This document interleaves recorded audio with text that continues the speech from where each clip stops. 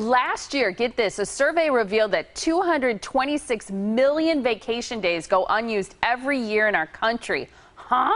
I'll use those days. The problem is that many of us think we can't afford to get away. So travel expert Kendra Thornton is here to help us navigate a vacation on a budget. Good morning to you. Good morning. What's the matter with us? We're not using all of our vacation days?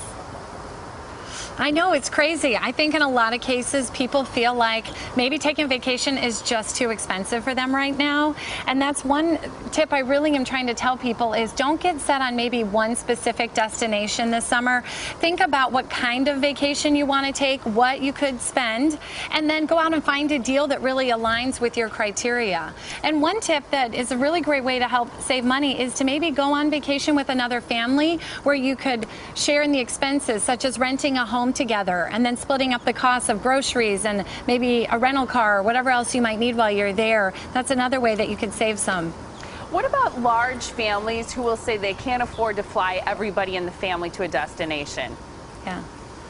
Yeah, so I'm a mother with 3 small children, so I definitely understand that. And one thing is for people to look at drivable destinations. Right now I am in beautiful and historic St. Augustine, Florida, which is a very accessible drive-to destination. And of course it offers everything you would want from a traditional beach vacation, the sun, the sand, a historic downtown area.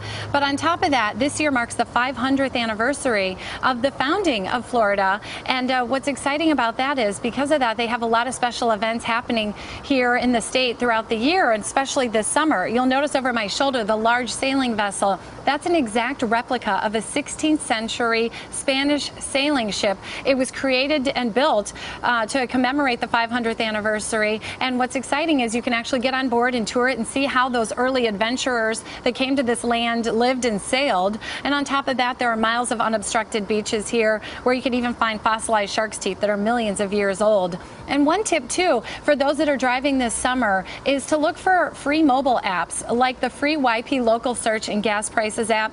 It's great because it can give you insider information on businesses, restaurants, events, as well as the best gas prices in the towns maybe you're traveling through on your way to your final destination, or information that you might want about your final destination. So it's really a handy resource to have when you're driving this summer. You know, you mentioned going to Florida, and you're in a beautiful part of the state there. For us from Wisconsin, that's a long road trip. Do you have any suggestions for keeping kids, teens, tweens entertained during long road trips?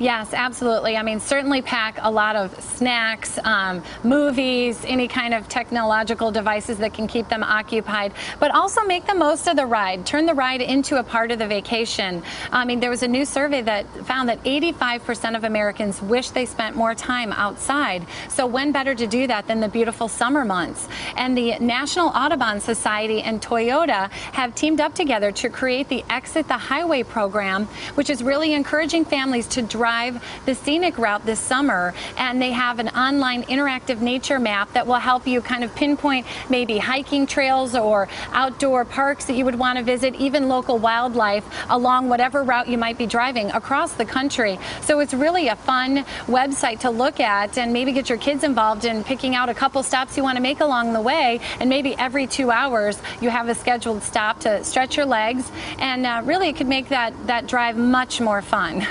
I would say so. Where's a good place that people can go to for more information?